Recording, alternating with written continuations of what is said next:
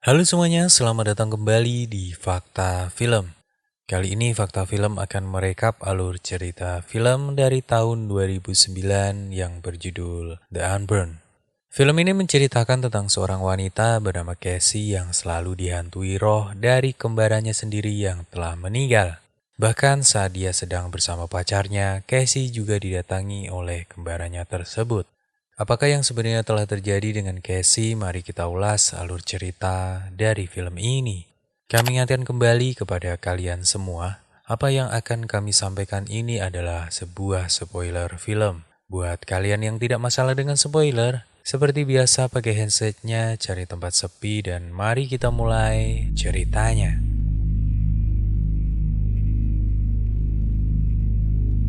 Di awal film, kita diperlihatkan seorang wanita cantik bernama Casey sedang berlari pagi. Kemudian dia berhenti dan melihat di depannya ada sebuah sarung tangan di tengah jalan. Casey lalu memungut sarung tangan itu. Lalu saat dia menoleh ke belakang, di sana dia melihat seorang anak yang berdiri dengan memakai satu sarung tangan. Tiba-tiba anak tersebut berubah menjadi seekor anjing yang aneh. Anjing itu seperti sedang memakai topeng mirip wajah manusia. Casey pun kemudian mengikuti anjing tersebut sampai membawanya masuk ke dalam sebuah hutan. Sampainya di hutan, dia lalu melihat topeng yang dipakai anjing tadi sudah tergeletak di tanah. Casey lalu mengambil topeng tersebut, tapi saat dia menarik topeng itu, dia kemudian melihat sebuah kotak yang bersimbol sebuah janin anak manusia. Tidak lama setelah itu, janin itu membuka mata dan Casey pun terbangun dari mimpinya. Casey yang masih seorang pelajar kemudian bekerja pada waktu menjadi pengasuh anak di rumah tetangganya. Malam itu, terlihat Casey sedang menelpon temannya yang bernama Romy. Casey bercerita tentang mimpinya yang selalu melihat seekor anjing yang sama dan juga aneh. Romy yang suka dengan hal mistis kemudian bercerita kepada Casey bahwa menurut mitos anjing adalah hewan yang membawa pesan tentang kematian. Casey kemudian mendengar ada suara aneh dari arah kamar anak asuhnya. Dia kemudian beranjak naik ke kamar anak asuhnya tersebut. Tiba-tiba dia melihat anak asuhnya yang bernama Matty sedang memperlihatkan cermin kepada adiknya yang masih bayi. Casey kemudian mendekati Matty dan Matty yang berbalik ke arah Casey. Hampir saja cermin itu mengenai wajah Casey yang kemudian menunduk. Matty lalu terlihat berbicara kepada Casey, "Zombie ingin dilahirkan sekarang." Setelah ayah dan ibu anak itu pulang, mereka kemudian minta maaf kepada Casey atas kejadian tersebut. Di perjalanan pulang ke rumahnya, Casey kemudian melihat sarung tangan yang sama persis dengan yang ada di mimpinya berada di tengah jalan. Casey lalu memungut sarung tangan itu dan membawanya pulang ke rumahnya. Sampainya di rumah, Casey lalu menaruh sarung tangan yang dia temukan tadi di belakang cermin di kamar mandinya. Saat dia ingin keluar dari kamar mandi, Casey mendengar suara ketukan dari dalam cermin tempat dia menaruh sarung tangan tadi. Karena penasaran, Casey lalu mengecek kembali ke rak cermin di kamar mandinya.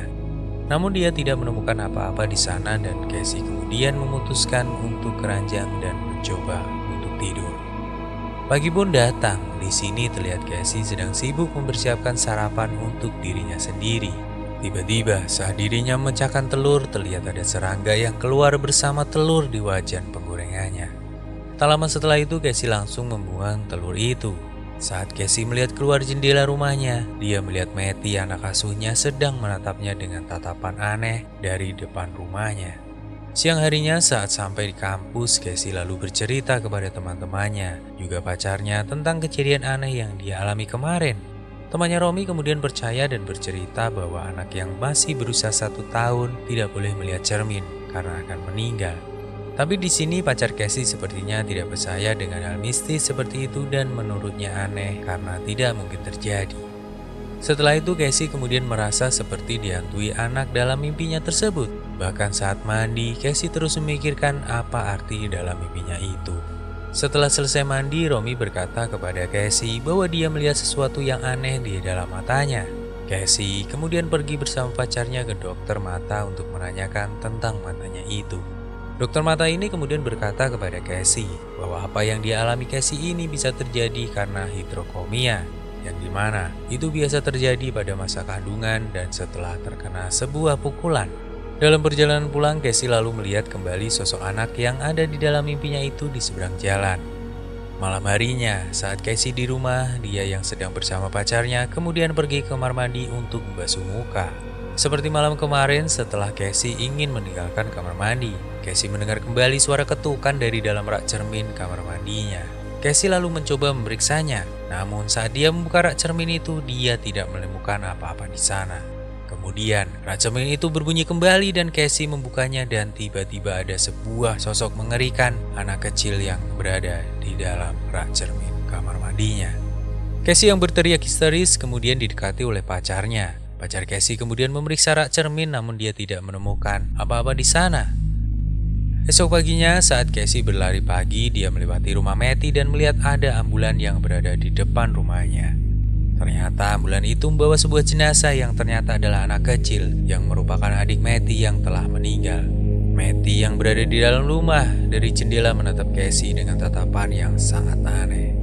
Siang harinya terlihat Casey sedang berada di tempat dokter mata yang kemarin dia datangi bersama pacarnya. Dia di sini bermaksud mengambil hasil dari pemeriksaan mata yang dia lakukan kemarin. Dokter mata itu kemudian bertanya kepada Casey, apakah Casey ini adalah seorang anak kembar? Tentu saja Casey di sini lalu membantah perkataan dokter itu. Dia berkata bahwa dia adalah anak tunggal dan tidak memiliki saudara ataupun seorang kembaran.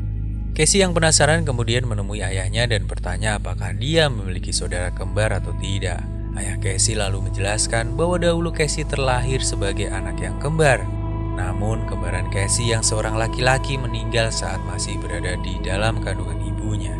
Lalu karena kejadian itu hingga membuat ibunya depresi berat dan kemudian gantung diri. Sampainya di rumah, Casey lalu mencari berkas-berkas lama dari ibunya. Di sini, dia kemudian menemukan sebuah artikel foto lama ibunya yang sedang mengandung. Dalam foto tersebut, Casey lalu melihat ada sosok anak laki-laki di samping ibunya, mirip dengan anak laki-laki yang selalu muncul di dalam mimpinya. Casey kemudian pergi ke rumah Romy. Dia lalu menemui seorang perempuan tua yang bernama Sophie Cosma yang tertulis di dalam artikel milik mendiang ibunya. Ketika masuk ke dalam rumah wanita tua itu, Casey melihat ada yang aneh karena di rumah wanita itu tidak ada cermin satupun di sana. Dengan sangat ramah, wanita tua tersebut kemudian menebak bahwa Casey ini adalah seorang anak kembar. Tiba-tiba wanita tua itu menjadi kaget, marah, kemudian mengusir Casey dan Romy dari rumahnya setelah melihat artikel dan foto milik ibu Casey yang diperlihatkan kepada dirinya. Casey yang penasaran kemudian bersama pacarnya membuka kembali berkas-berkas milik ibunya dan menemukan sebuah film lama di sana. Mereka kemudian memutar film itu dan diperlihatkan dalam video itu hanya ada gambar dan sebuah gedung tua dan lorong-lorong yang berisi banyak patung di sana. Casey yang malam itu pergi ke sebuah tempat hiburan bersama pacarnya kemudian melihat hantu dari sosok anak yang selalu menghantuinya berada di sana. Kemudian Casey melihat sebuah lubang berbentuk mata di toilet tempat hiburan malam tersebut. Saat Casey mencoba mendekat, tiba-tiba muncul serangga-serangga yang aneh seperti yang berada di dalam telurnya tempo hari. Casey kemudian histeris dan berteriak ketakutan. Lalu terlihat serangga kecil ini muncul dari wastafel dan memenuhi seluruh ruangan toilet. Di sana juga terlihat ada sosok monster yang sangat besar meronta-ronta ingin keluar dari tembok. Kemudian, di sini Casey juga dikaitkan dengan kedatangan sosok hantu yang wajahnya mirip dengan mendiang ibunya meminta tolong kepada Casey.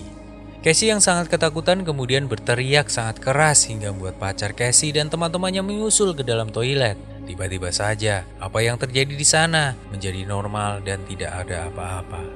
Casey yang sedang tidur terlelap di kamarnya kemudian bermimpi ada hantu anak yang mengikutinya itu sedang berusaha merobek perutnya saat dia sedang tidur.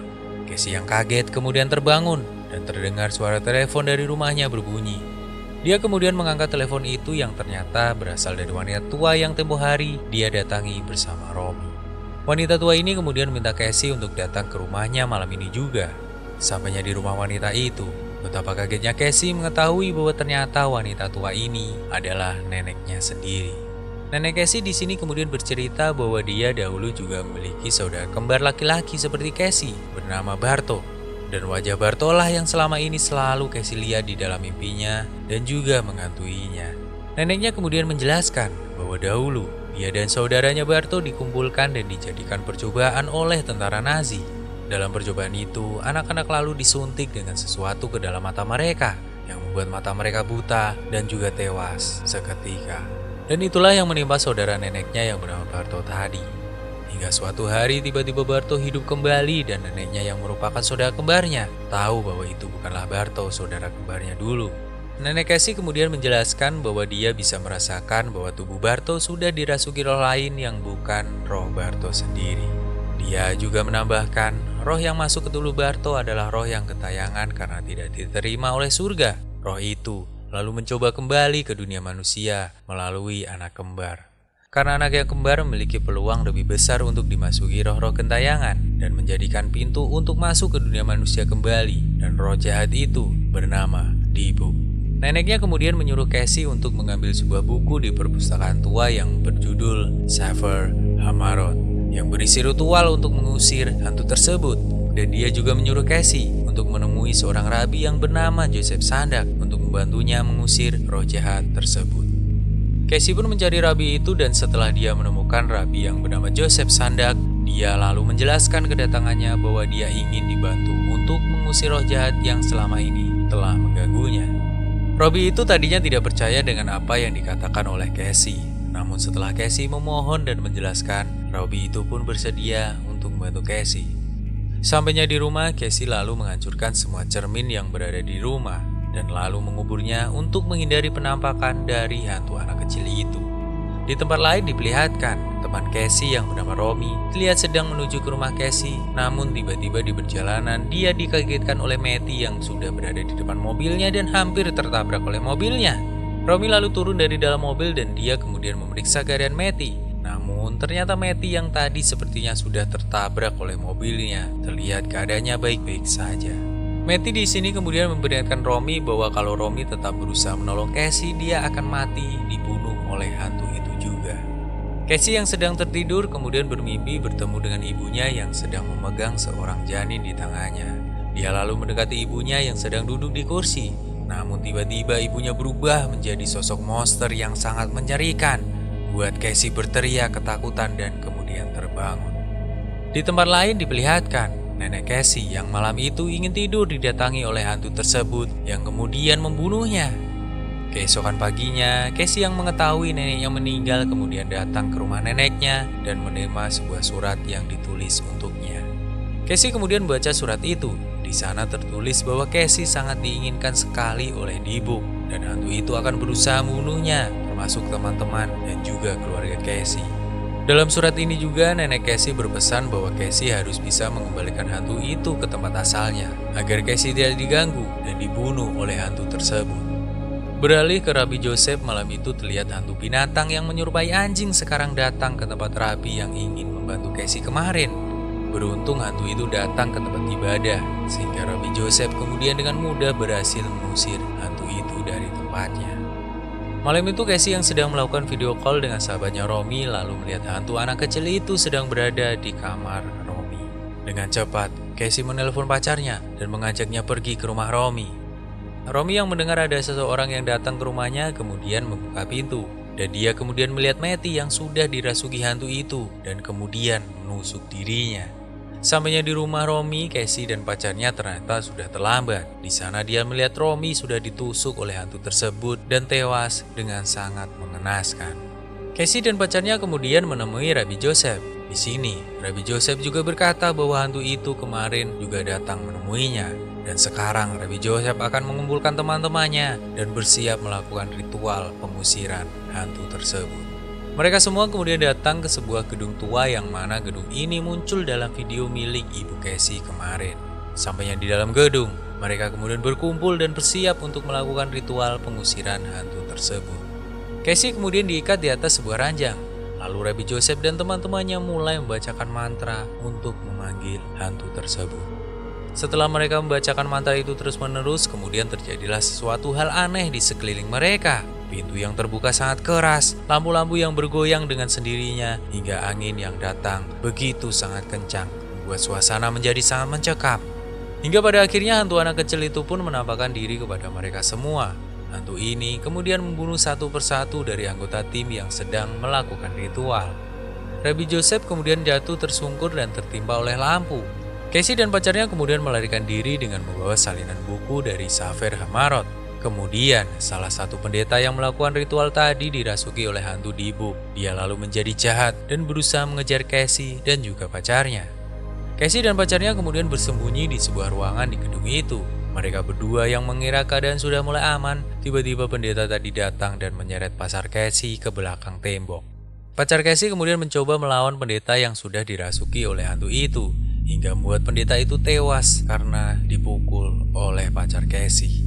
Setelah keadaan mulai tenang, tiba-tiba pacar Casey dirasuki oleh hantu Dibu hingga hampir saja mencekik Casey. Tiba-tiba, Rabbi Joseph datang dan membacakan kalimat mantra yang membuat hantu itu kemudian keluar dari tubuh pacar Casey dan kemudian hancur. Pacar Casey kemudian terpental ke bawah dan membuatnya tewas dalam kejadian ini. Setelah beberapa hari, Casey terlihat sedang melakukan tes kehamilan. Di sini, diketahui bahwa Casey ternyata mengandung anak dari pacarnya yang telah meninggal itu. Setelah kandungannya cukup besar, Casey kemudian memeriksakan kandungannya kembali. Terlihat bahwa Casey sedang mengandung anak kembar dan film ini pun usai. Film The Unborn ini menurut kami memiliki cerita yang cukup menarik untuk diikuti. Alur cerita yang susah ditebak serta plot twist yang tersaji sungguh membuat kita yang melihat film ini sulit beranjak dari alur ceritanya. Meski di beberapa adegan ada beberapa bagian cerita yang membuat kami bingung, namun secara keseluruhan, film ini cocok untuk menjadi pilihan film horor yang wajib kalian nikmati saat kalian sedang sendirian. Karena film ini mampu membuat detak jantung kalian terpacu dan membuat kalian yang melihatnya menjadi bergidik ngeri. Secara keseluruhan, kami berikan nilai sebesar 7,0/10 dari keseluruhan alur cerita yang tersaji sepanjang film ini berlangsung. Terima kasih buat kalian semua yang telah mendengarkan alur cerita film ini dari awal hingga akhir. Sampai jumpa lagi di cerita film horor selanjutnya.